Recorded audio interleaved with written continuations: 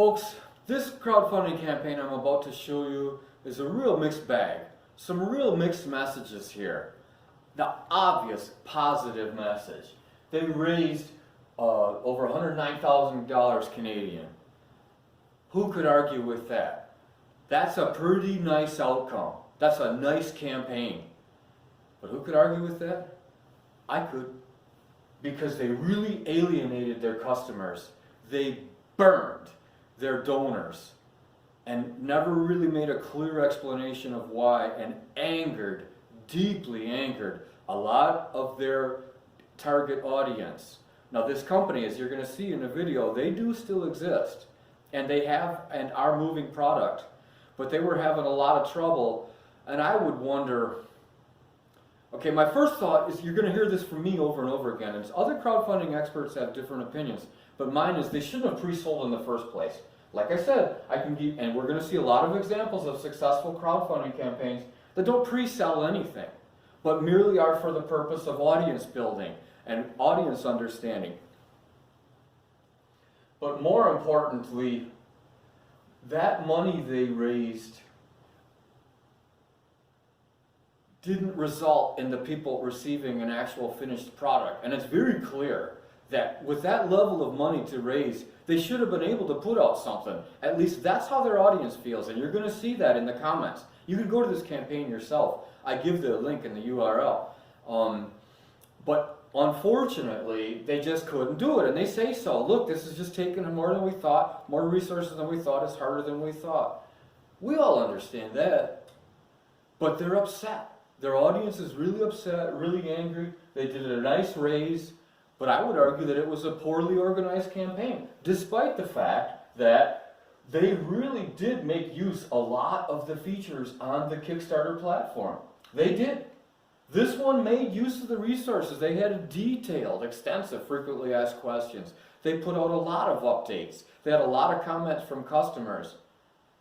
Several of which, especially toward the top, the most recent ones, are for people saying, I'm going to find you and I'm going to sue you. And I am really upset.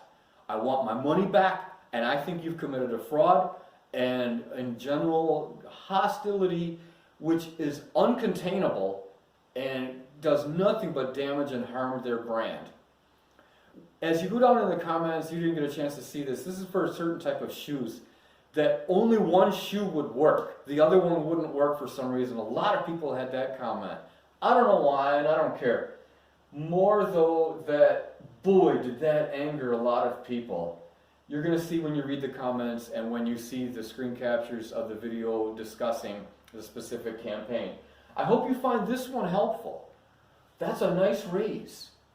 That was nice utilization of the platform. They just bit off more than they could chew, and I would argue, it's at least, I have the thought that there's other ways they could have structured this. But the myth, misunderstanding, canard, and erroneous assumption about crowdfunding campaigns is that they're for pre-selling things. They can be for pre-selling things, but that's not the way you should folks think of it. And if you do, you need to dispel that, because in a lot of cases, a good campaign never promises any product at all, and yet develops rapport with the audience and gets people interested in your business, in your product, in you. That's a good campaign, even if you raise a lot less money than this, and you don't get the flaming and the editorial hostility of people that want to sue you. Folks, I'm going to use this crowdfunding campaign as an example of what does a lot of things right, but also did a lot of things wrong, and is the type and example of a campaign that I do not want you to emulate. First of all, look in here. They got $109,000 Canadian of a $30,000 goal Canadian. Sure, they made their ask. That's great. They have a video. That's good. They put 13 FAQs up and they did 18 updates. But they're a very troubled, difficult situation here. And as we're going to start by going into the comments, that a lot of unhappy customers, extreme level of bitterness and anger and rancor about not getting their product.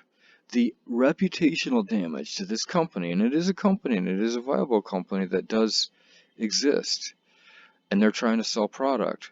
But boy, is this not the way to engage and with, have empathy with your target audience. They've got 235 comments, the vast majority of which are negative. This person here, Jake Osterman from 7 days ago, so July 1st, says that it looks like they pulled a pure bait and switch.